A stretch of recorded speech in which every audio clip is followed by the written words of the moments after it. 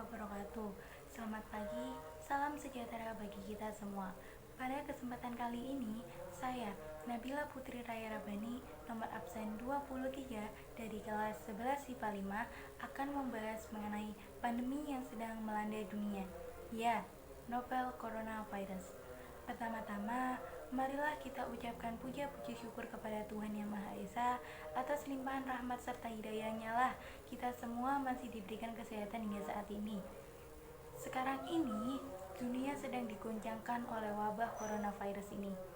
2019 novel coronavirus atau 2019 nCoV pertama kali diidentifikasi pada tanggal 31 Desember 2019 di Wuhan, China. Saat itu, ada seorang pria berumur 61 tahun yang menderita pneumonia yang parah. Sayangnya, pada tanggal 9 Januari 2020, ia meninggal dunia. Nah, lelaki inilah pelanggan reguler seafood market yang mana diduga menjadi tempat munculnya virus ini. Di pasar ini, manusia, binatang segar, bahkan binatang liar bercampur aduk di satu tempat sehingga kondisi ini memicu mudahnya virus untuk menyebar. Dikarenakan sama dengan penyakit SARS yang sempat mewabah pada tahun 2002-2003 dan MERS di tahun 2012, virus ini juga termasuk zoonotic virus disease, yang artinya virus ini datang dari binatang yaitu kelelawar lalu berkelanjutan ke binatang yang lainnya sebagai karier dan akhirnya menginfeksi manusia. Berdasarkan Journal of Medical Virology, saintis Cina mencoba untuk mengompar protein dari novel coronavirus ini dengan binatang-binatang lainnya. Hasilnya menunjukkan untuk coronavirus yang baru ini, proteinnya lebih mirip dengan hewan ular. Virus secara generatif tidak termasuk ke dalam organisme hidup, layaknya bakteri, karena dia hanya akan aktif jika berada di dalam sel yang berfungsi sebagai parasit di berbagai macam makhluk hidup, binatang maupun manusia. Virus sendiri terbagi menjadi dua jenis, ya ada DNA virus dan RNA virus. Apa sih bedanya? Di dalam tubuh sel, metabolisme banyak bergantung pada proses protein biosintesis, di mana DNA itu ditranskripsi menjadi RNA lalu ditranslasi menjadi protein. DNA virus fokus menyerang proses transkripsi, sementara RNA virus menyerang proses translasi. Dan virus ini tergolong dalam RNA virus. Sementara itu, coronavirus itu juga tergolong positive sense RNA virus. Apa itu? Jadi, dia dapat langsung aktif ketika dia masuk ke dalam tubuh sel. Keluarga coronavirus ini sudah ditemukan sejak tahun 60-an. Jika terserang manusia, biasanya menyebabkan sakit yang ringan sampai sedang, bahkan hingga dapat menyebabkan kematian. Pada infeksi saluran pernapasan atas dari hidung, laring, faring, dan biasanya sakitnya itu tidak berlangsung lama, seperti hidung meler, sakit kepala, batuk, sakit tenggorokan, demam, dan merasa tidak enak badan. Selain itu, coronavirus juga menyebabkan sakit di infeksi saluran pernafasan bawah, dari trakea sampai bawah hingga bronkus dan alveolus, seperti pneumonia dan bronkitis. Dari hasil analisis menunjukkan bahwa cara kerja virus ini mirip dengan cara kerja SARS dan MERS. Gejala yang ditimbulkan oleh virus ini pada manusia tertular dapat berupa batuk, demam, lemas, pilek, radang tenggorokan, serta sesak napas.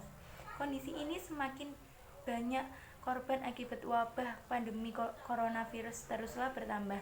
Tak hanya satu orang saja, bahkan telah ribuan orang harus terenggut nyawanya akibat virus ini. Di negara kita tercinta, Indonesia, tidak hanya mengalami krisis kesehatan saja, namun jahatnya virus ini menyebabkan orang-orang untuk membatasi aktivitas fisiknya, membuat banyak pekerja yang di PHK, banyak orang yang di luar sana yang harus tutup usaha, dan sekolah yang harus diliburkan untuk sementara, membuat krisis ekonomi dan krisis pendidikan yang juga terkena akibat dari wabah ini. Oh iya, mengapa sih kalau virus ini dapat menyebabkan kematian? Coronavirus ini dapat menyebabkan kematian karena Sistem kerjanya yang menyerang sistem pernafasan ini dapat menyebabkan pneumonia, lalu mengakibatkan gagal nafas hingga menyebabkan kematian. Akan tetapi, tidak semua orang yang terinfeksi virus ini berujung dengan kematian. Kunci dari semua untuk melawan virus ini adalah pada kekebalan tubuh yang kita miliki. Sistem imun yang baik akan menjaga kita agar terhindar dari virus ini. Kunci dari menghadapi virus ini adalah imun tubuh yang baik. Dengan itu, kita harus selalu menjaga imun tubuh kita dengan baik dengan cara 1. Banyaknya istirahat. 2. Minum air yang cukup. 3. Konsumsi makanan bergizi dan bernutrisi. 4. Dengan jaga kebersihan setiap hari. 5. Rajin untuk berjemur di bawah sinar matahari pagi. Apa yang bisa kita lakukan? Virus itu sangat sensitif dengan pH yang ekstrim, panas, kering, dan juga akan mati apabila dikasih disinfektan. Untuk itu, alternatif yang bisa kita lakukan adalah dengan 1. Dengan rajin cuci tangan menggunakan sabun. 2. Menggunakan masker ketika berpergian. 3. Tutup mulut jika bersin dengan menggunakan siku. 4. Hindari kontak dengan orang yang diduga terjangkit. 5. Jika menunjukkan gejala, kita harus segera periksa ke dokter. 6. Menghindari untuk mengkonsumsi daging yang mentah. Dan yang terakhir, dengan berdiam diri di rumah aja. Karena dengan di rumah aja, kita dapat membantu memutus rantai penyebaran virus corona. Ingat, dengan di rumah saja artinya kamu peduli dengan dirimu sendiri, keluarga, orang lain, dan kondisi saat ini. Oh iya, jangan lupa menggunakan masker ya jika diperlukan untuk keluar rumah. Maskerku melindungimu dan maskermu melindungiku. Sekian dari saya, apabila ada salah kata dan kurangnya, saya memohon maaf sebesar-besarnya. Semoga yang dapat saya sampaikan sekarang ini bisa bermanfaat untuk kita semua dan sebagai pengingat bahwa kesehatan itu untuk sekarang sangatlah mahal harganya.